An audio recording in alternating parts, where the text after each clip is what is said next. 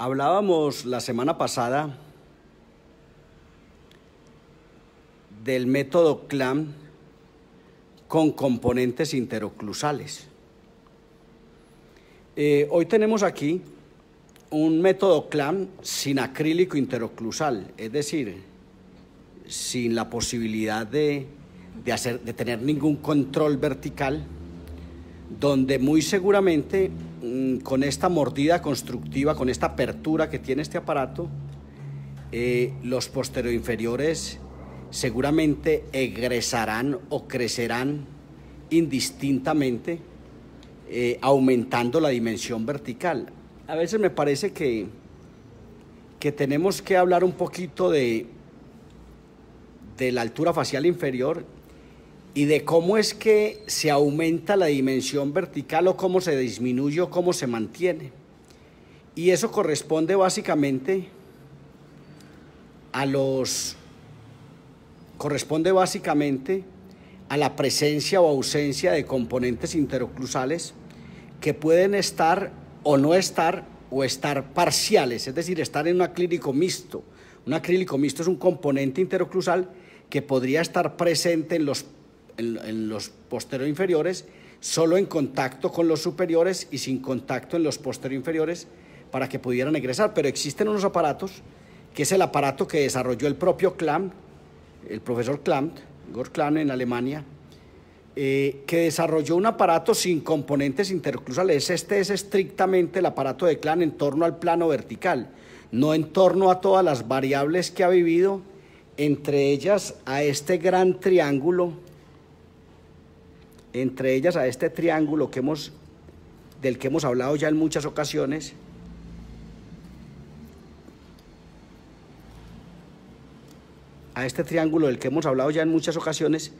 para que este gran omega palatino, que tiene un vórtice de rotación, un vértice de giro o vórtice de rotación en este centro, que hará muy seguramente esto, es decir, que entrará en este conflicto, no deje de ver el conflicto de la interpretación anteroposterior o sagital de este aparato que entra en conflicto cuando actúa con este gran omega palatino, trayéndose los arcos hacia atrás y las guías incisivas hacia adelante. No obstante, todavía creemos que los aparatos necesitan unas espiras en lugar de poner unos componentes acrílicos que toquen los caninos. Entonces todavía a veces le hacemos espiras que terminan haciendo que el técnico empiece el aparato de aquí para atrás y que no tenga este componente interoclusal tan importante para conseguir el desarrollo transversal y hacia adelante, que es la clave de este aparato, para que este aparato haga este desarrollo justo en el sector anterior, donde generalmente es donde están colapsadas las arcadas dentales en el sector anterior, por eso se presentan muchas veces puntiagudas.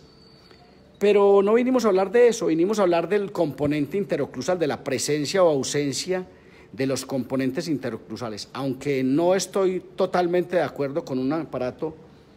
sin componentes interoclusales. Voy a hablar un poquito de este. Los aparatos sin componentes interoclusales aumentan la dimensión vertical, extruyendo dientes de cualquier manera y aumentando la dimensión vertical sin tener un control. Vi en el video anterior, sin tener un control del plano oclusal respecto a Camper, sin tener un control de Camper y el plano oclusal. Recordemos que el plano oclusal más fisiológico que existe corre paralelo a un plano que corre como una pulgada arriba, que va de nasolabial a tragus, que se llama el plano de Camper, del holandés Petrus Camper, que lo desarrolló para hacer su ángulo facial de Camper. El plano de Camper es uno de los referenciales de Camper para poder construir su ángulo con el plano facial. Entonces el plano oclusal nos quedó porque es un plano oclusal que nos sirve de referencial, y entender que el plano oclusal paralelo a Camper es el plano más fisiológico que existe y que deberíamos conservar. Este aparato, por ejemplo, en la medida en que deje extruir todos estos dientes posteriores, sí, aumentará la dimensión vertical si se requiriera, aunque es posible que en este momento todavía no, en este caso particularmente ni se requiera. Pero este componente interoclusal, esta ausencia de este componente interoclusal va a hacer que estos posteriores crezcan, egresen, como debe referirse. Egresión es un término ortopédico que alude a crecimiento dentoalveolar. Entonces, al no estar presente este componente interoclusal, los posteriores van a egresar, y eso hará que cada día la altura facial se aumente y que la mandíbula no pueda arrimarse como se está arrimando ahora a la maxila. Pero entonces yo vengo a hablarle del desgaste de estos planos. Es muy importante que usted entienda que cuando se hace este aparato, el aparato típico de CLAM en torno al plano vertical, este dibujo, este revés, este negativo de un positivo llamado cara lingual del segundo molar deciduo inferior, este contacto, debe de prolongarse, este dibujo, debe prolongarse para que estos dientes puedan crecer en este sentido. Yo quiero que observe las directrices, la línea que tiene esta mina, que tiene este portaminas, y vea cómo se desplaza hacia adelante. Es decir, que estos dientes, en la medida en que egresen, salgan,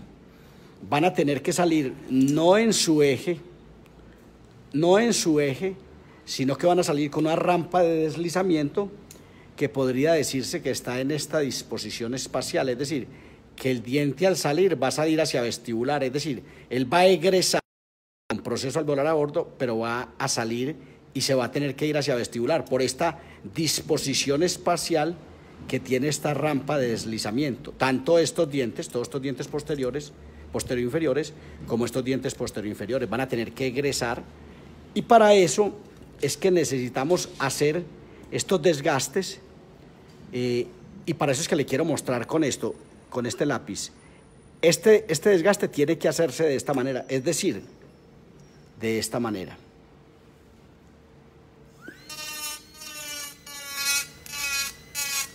Con esta gran barriga de este fresón o pimpollo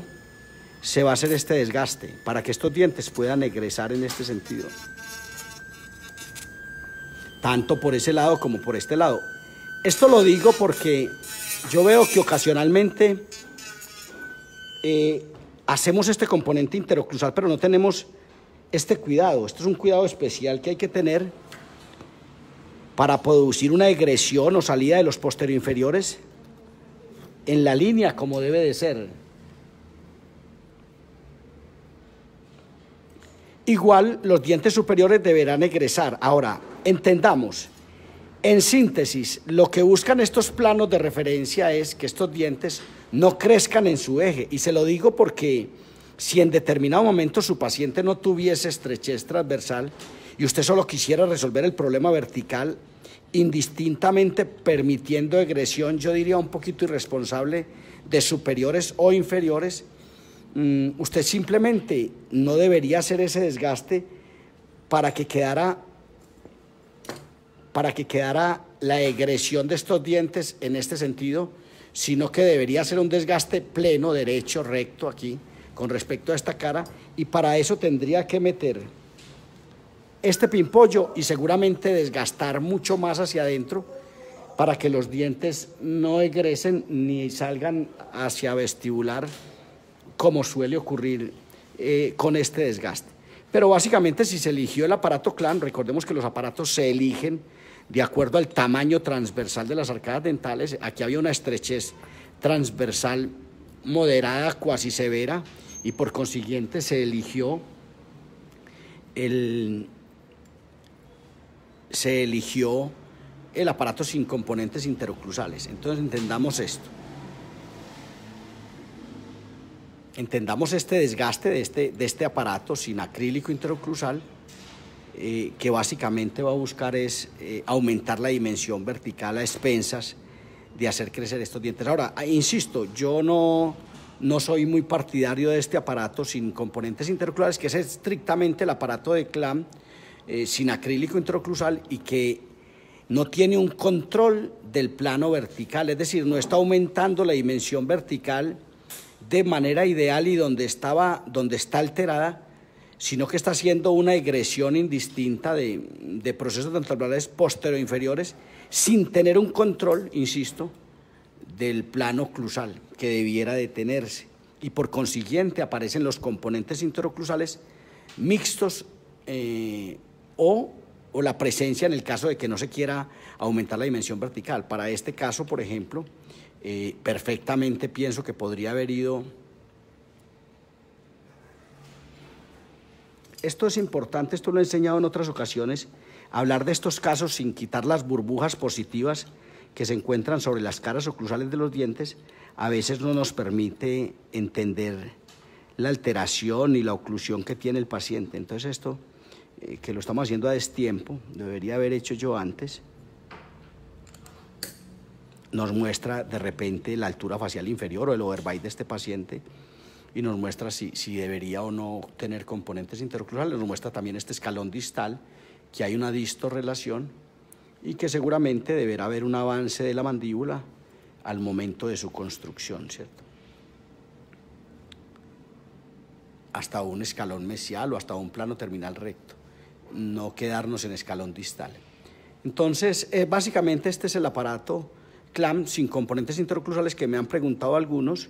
que cómo se hacen estos desgastes. Entonces, básicamente es esto, considerando que los dientes no deben egresar en su eje, sino que deben desplazarse a vestibular. Para cerrar, le diré, si no se hace esto, de repente no habrá el aumento transversal de las arcadas dentales aunado a esta elasticidad que presenta el aparato, a esta posibilidad de irrespetar lo que tiene, que sería importante para aumentar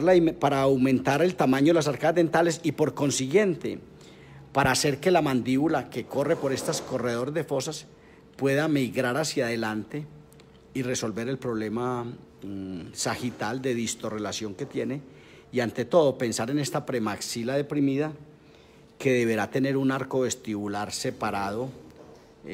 o incluso el arco bumper de desarrollo. Esto para mis alumnos, esto es un caso de esos que requiere un arco bumper de desarrollo, porque necesitamos que esta premaxila definitivamente se vaya hacia adelante y deje este atrapamiento que tiene de la mandíbula en este sector. Es decir, que la mandíbula pueda migrar y salirse de este escalón distal,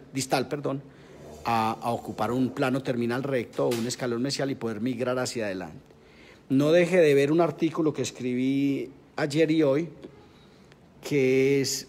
la teoría del servosistema de Alexander Petrovic, donde Petrovic habla de unos referenciales de comparación, unos referenciales espaciales para el desarrollo de la mandíbula hacia adelante. Es una discusión que planteo en estos días y que me gustaría que participara usted de la discusión. Hay mucho por trabajar en ese tema. Voy a enfrentar esa teoría a la teoría de Pedro Planas Casanovas, donde Planas Casanovas argumenta que el tamaño transversal, la anchura de la maxila y la cuadratura de la maxila y su dinámica será la responsable de macerar la maxila y no de quedarse esperando que la mandíbula, que el tamaño que le ofrece la mandíbula.